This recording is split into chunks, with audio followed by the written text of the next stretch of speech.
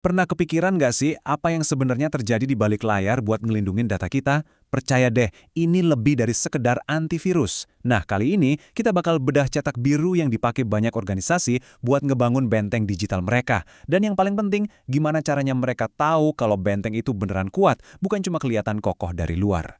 Oke, langsung aja ke pertanyaan utamanya. Semua aturan keamanan siber yang kelihatannya ribet itu, apa beneran bikin kita lebih aman? Atau jangan-jangan itu cuma jadi tumpukan dokumen tebel buat pajangan aja? Yuk, kita cari tahu bedanya antara keamanan yang asli sama yang cuma sekedar centang-centang di daftar biar lolos audit. Gini deh, biar gampang ngebayanginnya. Kerangka kerja atau framework keamanan cyber itu, anggap aja kayak standar SNI buat bangun rumah. Penting banget. Ini cetak birunya. Tanpa cetak biru yang jelas, kita nggak bakal pernah tahu apakah fondasinya kuat atau malah bakal amruk pas kena badai pertama.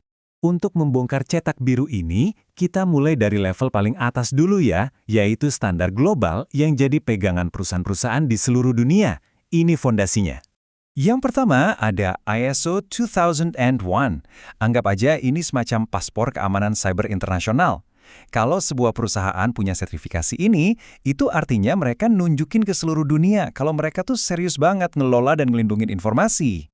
Sebenarnya, fondasi ISO 2701 itu simpel banget, cuma dibangun di atas 3 pilar utama. Pertama, kerahasiaan, biar data nggak jatuh ke tangan yang salah. Kedua, integritas, supaya data tetap akurat dan nggak diutak-atik. Dan yang ketiga, ketersediaan, biar data bisa diakses pas lagi dibutuhin. 3 hal ini intinya keamanan informasi. Tapi, ISO 21001 ini bukan satu-satunya pemain di lapangan loh. Ada pendekatan lain yang juga populer banget, terutama di Amerika. Coba kita lihat gimana dua kerangka kerja ini kalau diadu.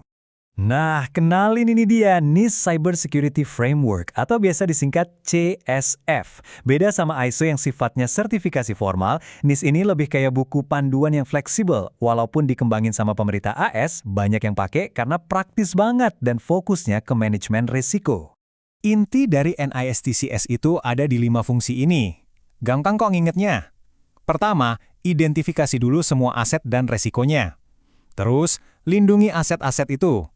Abis itu, deteksi kalau ada kejadian aneh. Kalau ada insiden, langsung respon dengan cepat. Dan terakhir, pulih dari serangan biar bisa jalan normal lagi. Ini siklus yang lengkap banget. Terus, bagus yang mana dong? Nah, ini tergantung kebutuhan. Kalau kamu perlu bukti formal buat mitra internasional, ISO 27001 dengan sertifikasinya, itu jawabannya. Tapi kalau kamu baru mau mulai bangun program keamanan dari nol dan butuh panduan praktis tanpa biaya yang mahal, NIST CSF ini pas banget. Oke. Kita udah ngomongin soal cetak biru, soal panduan. Tapi, siapa sih arsitek dan kuli bangunannya di lapangan? Siapa coba yang melek 24 jam buat mastiin semuanya aman? Nah, sekarang kita bakal ngintip ke ruang komando. Ini dia jantung pertahanan siber, tempat para prajurit digital berada di garis depan setiap harinya. Dan inilah dia, Security Operations Center atau SOC. Mereka ini tim spesialis yang tugasnya cuma satu, mantau, deteksi, dan respons semua ancaman siber. Anggap aja mereka itu kayak menara kontrol lalu lintas udara, tapi buat lalu lintas data perusahaan. Keren kan? Punya tim SOC itu langkah awal yang bagus banget. Tapi, ya sama kayak punya tim sepak bola, cuma karena mereka ada di lapangan, bukan berarti mereka pasti menang kan? Nah, kita butuh cara buat mengukur seberapa jago mereka sebenarnya. Jadi, ini nih pertanyaan paling pentingnya. Gimana caranya kita bedain mana SOC yang cuma sibuk kayak pemadam kebakaran, lari sana-sini madamin api kecil, sama SOC yang beneran proaktif dan bisa mencegah bencana besar? Jawabannya ada di pengukuran. Dan jawabannya itu ada di sebuah alat yang namanya SOC Capability Maturity Model atau SOCMM. Ini bukan cuma daftar checklist biasa ya, tapi ini tuh kayak rapor buat ngukur seberapa dewasa dan seberapa efektif sebuah tim keamanan. Model ini nunjukin perjalanan sebuah tim SOC. Awalnya mungkin di level 0, alias nggak ada sama sekali. Terus naik ke level 1, di mana semuanya serba dadakan dan reaktif. Lama-lama, mereka jadi lebih konsisten, bisa diukur. Sampai akhirnya di level 5, di mana mereka nggak cuma nunggu diserang, tapi proaktif cari cara buat jadi lebih baik lagi. Ini evolusi dari pemadam kebakaran jadi arsitek pertahanan. Nah, sekarang bagian paling serunya nih. Kita nggak ngomongin teori lagi. Kita bakal lihat data beneran dari laporan SOC CMM buat tahu gimana sih kondisi tim-tim SOC di seluruh dunia. Coba lihat data pertama ini, langsung kelihatan polanya. Sektor-sektor yang aturannya ketat banget kayak keuangan dan pemerintahan, ternyata tingkat kematangan keamanannya jauh lebih tinggi. Artinya apa? Aturan yang tegas itu beneran maksa mereka buat jadi lebih disiplin dan lebih baik dalam melindungi data.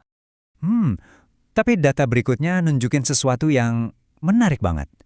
Waktu tim-tim ini disuruh menilai diri mereka sendiri, SOG di beberapa wilayah kayak Afrika dan Amerika Selatan ngasih skor kematangan yang tinggi banget, bahkan lebih tinggi dari Eropa. Kelihatannya hebat ya. Tapi tunggu dulu. Dan disinilah kuncinya. Laporan itu sendiri bilang, tim seringkali terlalu percaya diri pas menilai diri sendiri. Ada kecenderungan buat melebih-lebihkan kemampuan. Nah, ini dia jurang antara perasaan merasa aman dengan kondisi aman yang sebenarnya. Jadi, pelajaran paling pentingnya adalah ini. Buat tahu seberapa kuat benteng digital kita nggak bisa cuma nanya ke penjaga di dalam benteng. Kita butuh penilaian objektif dari orang luar yang nggak punya kepentingan apa-apa, biar dapat gambaran yang jujur dan apa adanya. Sebagai penutup, kita balik lagi ke pertanyaan awal. Lain kali Anda mempercayakan data ke sebuah organisasi, coba tanyakan ke diri sendiri, keamanan mereka itu cuma sebatas dokumen dan sertifikat di atas kertas, atau beneran didukung sama tim yang kemampuannya udah teruji secara objektif dan terus diasah? Karena di dunia digital, perbedaan antara keduanya itu besar sekali.